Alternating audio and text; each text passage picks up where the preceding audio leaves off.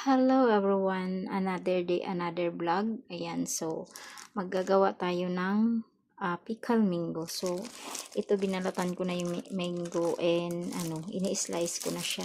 So natin kailangan mangga or mango, ginger or luya, sili, 2 spoon na salt, 2 spoon na sugar, garlic na slice, and apple cider vinegar or any kind of kahit anong klaseng suka. Ayan. So, itong ating lalagyan. So, dito ko siya ilalagay kasi medyo malaki. Marami-rami ito para magkasya. So, ayan ang ating kailangan. Ayan, gumamit ako ng gloves para para hindi siya maano ba. So, una natin ilagay ay bawang.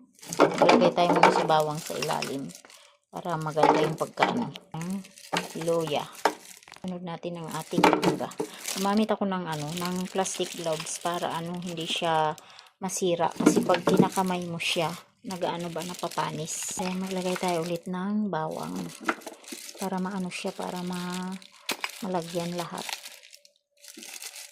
Ayan, magtimpla tayo ng asukal. Lagyan natin ang ating asukal, salt. Hindi ko siya sinabay sa paglagay kasi anuhin ko muna to, tutunawin ko. Ilagay natin ang ating apple cider vinegar. Kahit anong uri ng suka. Ayan, para maganda ang pagkaano, tunawin natin muna bago natin ilagay. Ayan, ilagay natin ang ating suka. So, ayun, tapos na rin ang ating mango with garlic. So, ayan.